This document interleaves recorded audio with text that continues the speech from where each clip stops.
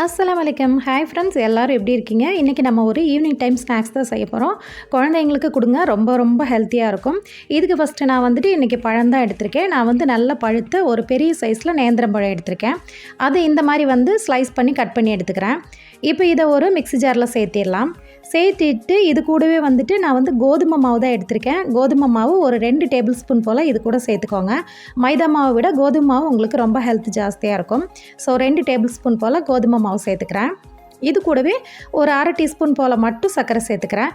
கூடவே ஒரு 3/4 டம்ளர் போல் தண்ணி சேர்த்துட்டு மிக்சியில் இதை அரைச்சி எடுத்துகிட்டு வந்துடலாம். இப்போ இதை ஒரு மிக்சிங் பவுலில் சேர்த்திடலாம்.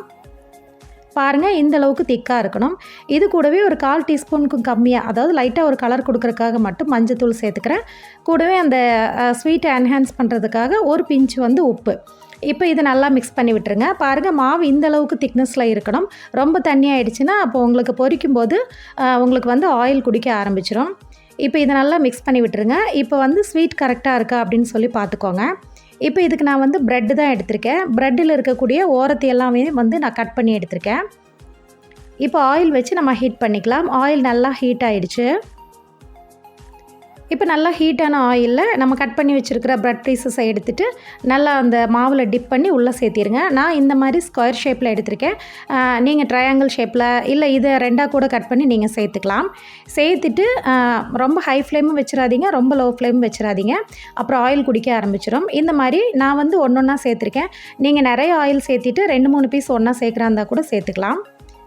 இதே மாதிரி நல்லா பரட்டி திருப்பி போட்டு ஒரு 2-3 நிமிஷத்துலேயே உங்களுக்கு நல்லா கலர் சேஞ்ச் ஆகி வெந்து வந்துடும். இந்த ஸ்டேஜில் நீங்கள் வந்து வெளியே எடுத்துடலாம். சப்போஸ் உங்களுக்கு ஆயில் குடிச்சிருச்சு அப்படின்னா ஒரு ஒயிட் கலர் பேப்பர் வச்சு ப்ரெஸ் பண்ணி அந்த ஆயிலை எடுத்துருங்க. கண்டிப்பாக நியூஸ் பேப்பர் வச்சு ப்ரெஸ் பண்ணாதீங்க.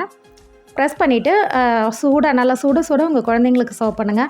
ரொம்ப ரொம்ப சாஃப்டாக இருக்கும். அது மட்டும் இல்லை, ரொம்ப ரொம்ப ஹெல்த்தியான ரெசிபியும் கூட. வெறும் 3 பொருள் வச்சுட்டு வெறும் ஒரு 10 நிமிஷத்துக்குள்ளேயே இந்த ஈவினிங் ஸ்நாக்ஸை செஞ்சிட முடியும்.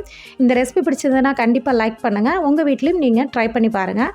நம்ம சேனல் ஆஹாவல்ட இப்போ தான் நீங்கள் ஃபஸ்ட் டைமாக பார்க்குறீங்க அப்படின்னா நம்ம சேனலை சப்ஸ்கிரைப் பண்ணி ஃபாலோ பண்ணுங்கள். நெக்ஸ்ட் ஒரு ஈஸியான ரெசிபியோட எல்லாருமே மீட் பண்ணுறேன்.